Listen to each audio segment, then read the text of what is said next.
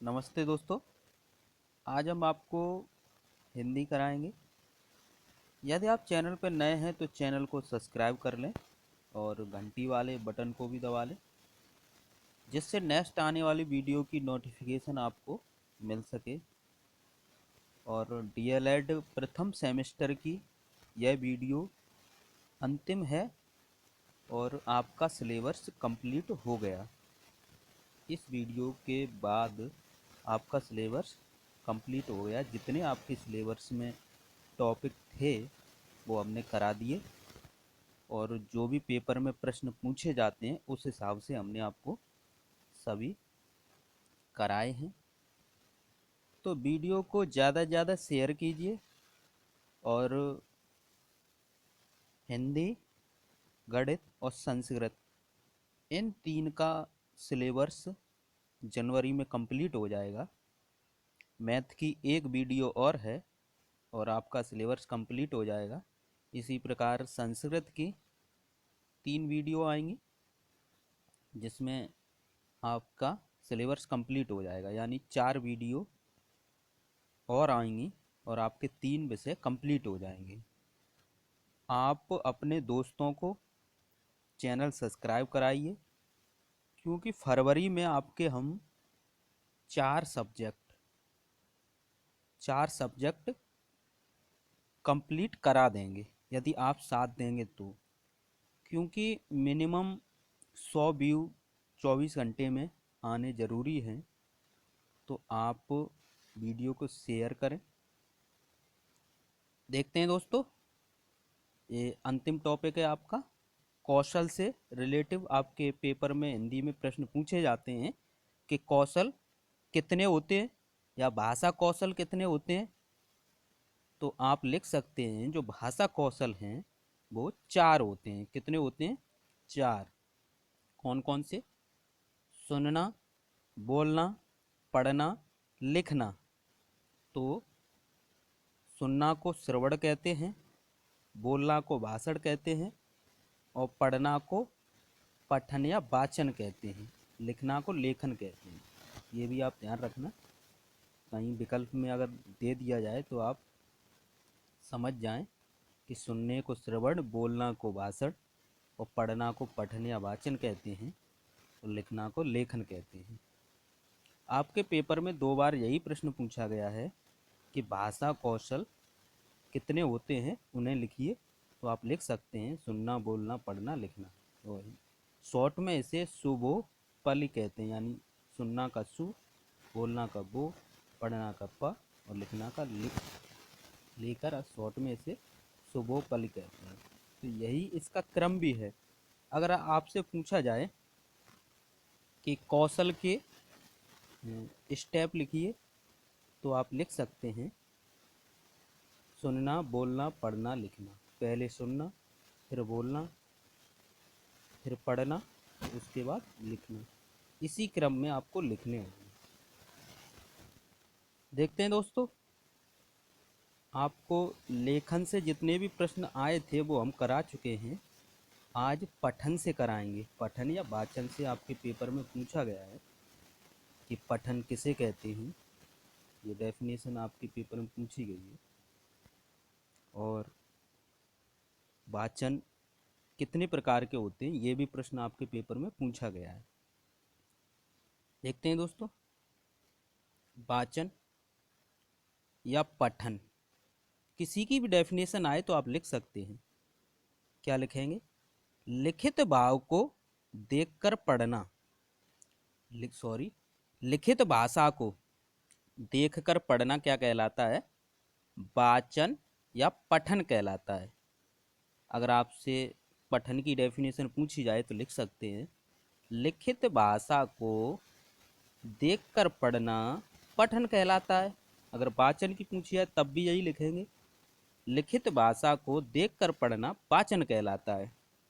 आपके पेपर में परिभाषा पूछी गई है कि पठन किसे कहते हैं, तो आप लिख सकते हैं। और एक प्रश्न पूछा गया था कि वाचन के प्रकार बताइए, या वाचन कितने प्रकार के होते हैं। तो वाचन 2 प्रकार के होते हैं। कितने प्रकार के होते हैं वाचन? 2 प्रकार के होते हैं। एक तो सस्वर वाचन और एक मौन वाचन। तो ये दो आपको लिखने हैं।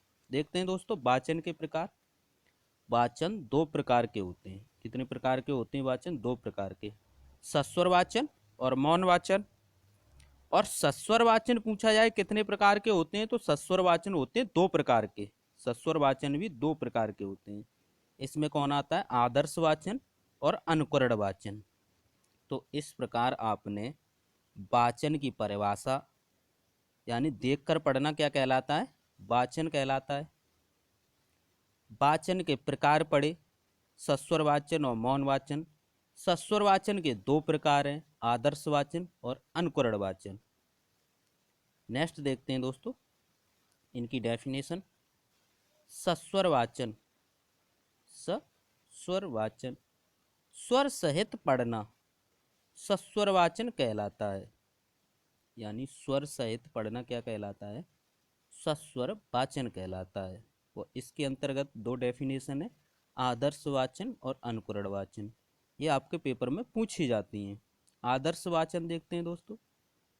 जो वाचन त्रुटि रहित एवं वाचन के घटकों को ध्यान में रखकर किया जाता है उसे क्या कहते हैं? आदर्श वाचन कहते हैं। आदर्श वाचन किसे कहते हैं? जो वाचन त्रुटि रहित हो, यानी जिस वाचन में गलती ना हो और वाचन के जो घटक होते हैं उनको ध्यान में रखा जाए, वह कौन सा वाचन कहलाता है? आदर्श वाचन कहलाता है। अनुकरण वाचन देखते हैं। अनुकरण वाचन में क्या है? किसी के वाचन के बाद, जब कोई वाचन कर रहा है उसके वाचन के बाद उसी प्रकार अगर वाचन किया जाए तो उसे क्या कहेंगे? अनुकरण वाचन कहेंगे। देखते हैं डेफिनेशन। किसी के वाचन के बाद, किसी के वाचन के बाद उसी प्रकार वाचन करना अनुकरण वाचन कहलाता है। तो आप आदर्श वाचन, अनुकरण वाचन की डेफिनेशन लिख सकते हैं। नेक्स्ट देखते हैं मौन वाचन, बिना आवाज निकले पढ़ना, वो क्या कहलाता है? मौन वाचन कहलाता है। तो आप मौन वाचन भी समझ गए और सस्वर वाचन भी समझ गए। अगर पूछा जाता है वाचन कितने प्रकार के हैं तो आप दो लिखेंगे, सस्वर वाचन और मौन वाचन। अगर डेफिनेशन में पूछी जाती हैं कि मौन वाचन, सस्वर वाचन, आदर्श वाचन या अनुकरण वाचन में से किसी की, तो आप इनमें से लिख सकते हैं। तो इस प्रकार हमने आपको वाचन या फिर पठन के नाम से भी आ सकता है कि मौन पठन बताइए, सस्वर पठन बताइए, तब भी आप डेफिनेशन इसे ही लिखेंगे। नेक्स्ट देखते हैं दोस्तों, वाचन या पठन की विशेषताएं आपके पेपर में या गुण पूछा जाए या लाभ पूछा जाए तब भी आप यही लिखेंगे। या पूछा जाए सस्वर वाचन के गुण, लाभ या विशेषता, तब भी यही पॉइंट लिखेंगे, क्योंकि आपके पेपर में पूछा गया है सस्वर वाचन के लाभ लिखिए। क्या पूछा गया है आपके पेपर में? सस्वर वाचन के लाभ लिखिए।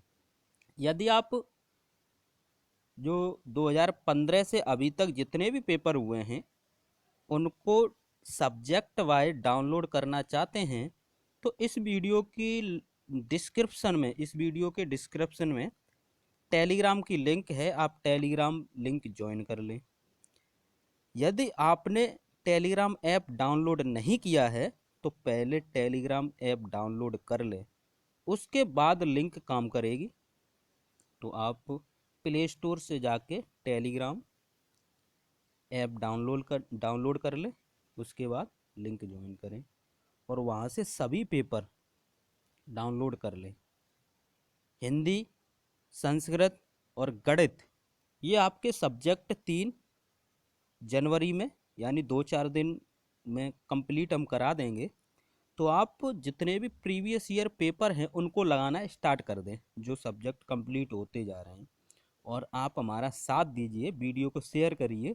हम आपको जनवरी में यानी आपके 4 सब्जेक्ट, सॉरी, जनवरी में 3 सब्जेक्ट और फरवरी में 4 सब्जेक्ट, यानी फरवरी तक आपके 7 सब्जेक्ट कंप्लीट हो जाएंगे। देखते हैं दोस्तों वाचन की विशेषताएं। इससे छात्रों में शुद्ध उच्चारण का विकास होता है।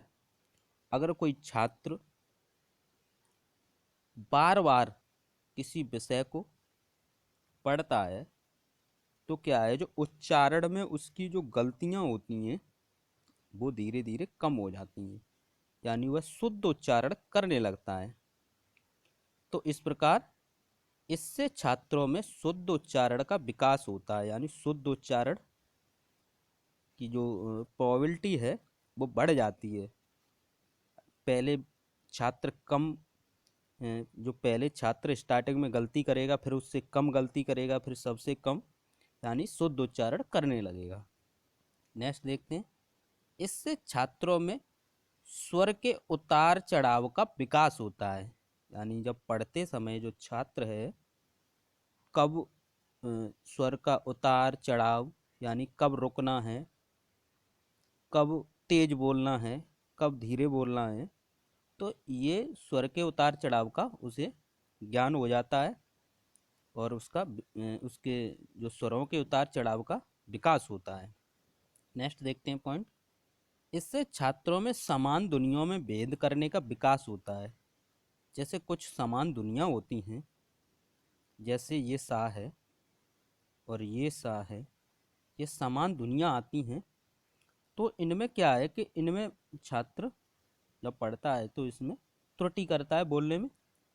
तो ऐसे बहुत से शब्द हैं या वर्ड कह सकते हैं, बहुत से वर्ड हैं जिनमें क्या है कि छात्र गलती करते हैं। तो जब हम पढ़ते हैं, बार बार इसको पढ़ेंगे, तो समान ध्वनियों के जो भेद करना है उनमें क्या है कमी आएगी, यानी गलती करने में कमी आएगी, यानी समान ध्वनियों में भेद करने का विकास होगा, यानी हम भेद कर सकते हैं। नेक्स्ट देखते हैं, इससे छात्रों में विराम चिन्हों का विकास होता है। जब कोई छात्र बार बार पढ़ता है किसी पाठ को, तो जो विराम चिन्ह होते हैं, तो कहाँ रुकना है कहाँ नहीं रुकना है, तो उसका भी ज्ञान हो जाता है।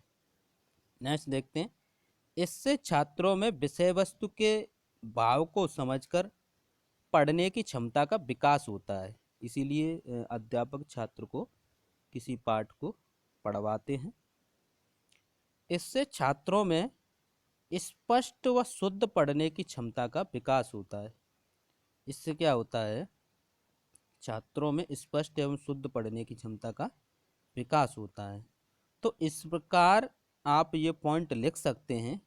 अगर आपसे पूछा जाए पठन या वाचन से रिलेटिव विशेषता, गुण या लाभ पूछा जाए, तो आप इनमें से पॉइंट 4-5 लिख सकते हैं। 2 नंबर में आए तो 6 लिख दें, अगर 1 नंबर में आए तो 4 लिख दें। नेक्स्ट देखते हैं दोस्तों,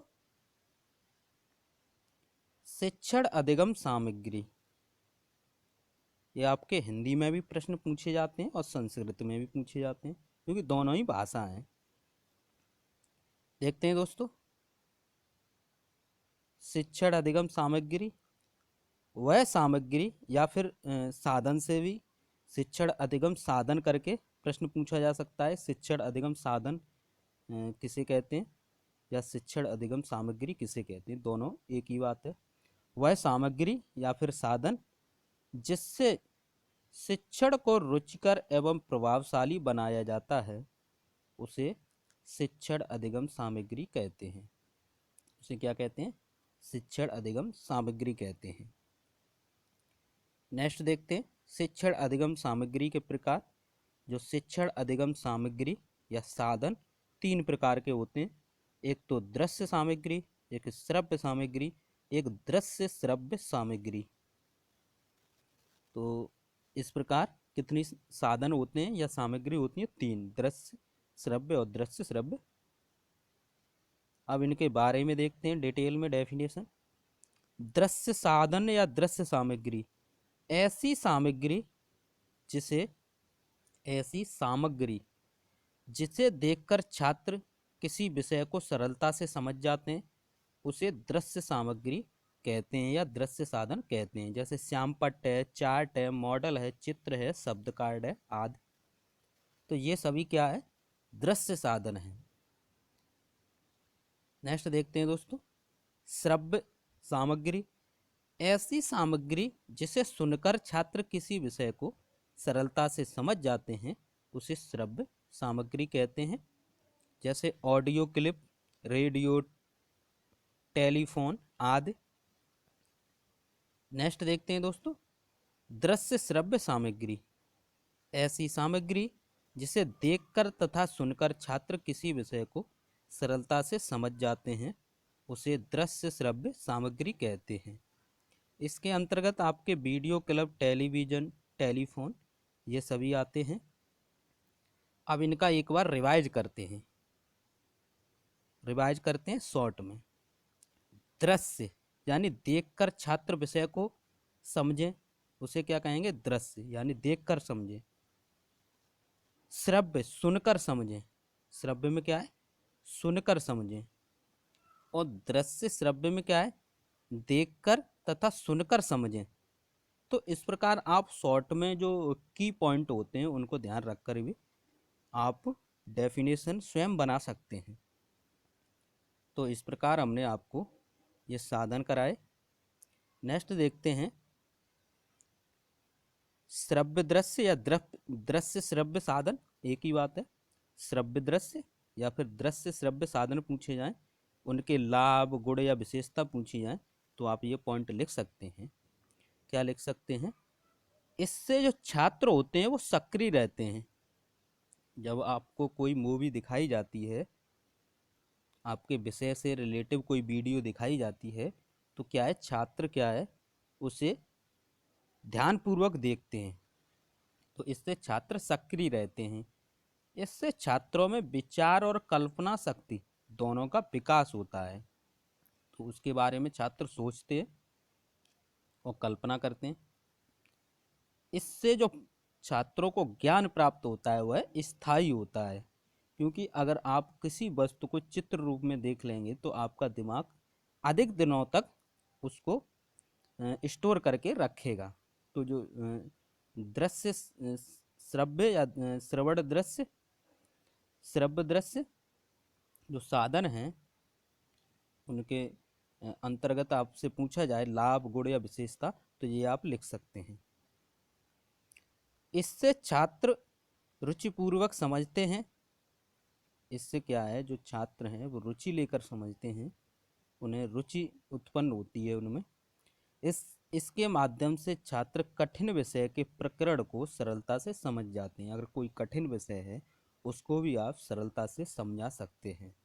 तो इस प्रकार आपसे ये पूछे जाएं तो आप लिख सकते हैं। या फिर आपसे ये पूछा जाए श्रव्य साधन की विशेषता बताइए, या दृश्य साधन की विशेषता बताइए, या श्रव्य दृश्य साधन की विशेषता बताइए, तब भी आप ये पॉइंट लिख देंगे तो ये आपके तीनों में ही काम करेंगे। किस किस में काम करेंगे? आपके दृश्य साधन, श्रव्य साधन और दृश्य श्रव्य साधन। अगर तीनों की विशेषताएं पूछी जाएं, किसी की भी पूछी जाएं, अगर दृश्य साधन की विशेषताएं बताइए तब भी आप लिखेंगे, श्रव्य साधन की विशेषताएं बताइए तब भी लिखेंगे, और दृश्य श्रव्य साधन की विशेषताएं पूछी जाए तब भी आप वही पॉइंट लिख देंगे। इस प्रकार हमने पॉइंटों को कलेक्ट किया है। तो वीडियो को ज़्यादा से ज़्यादा लोगों तक शेयर कीजिए। आपका हिंदी का जो सिलेबस था वो कंप्लीट हो गया है। थैंक यू दोस्तों।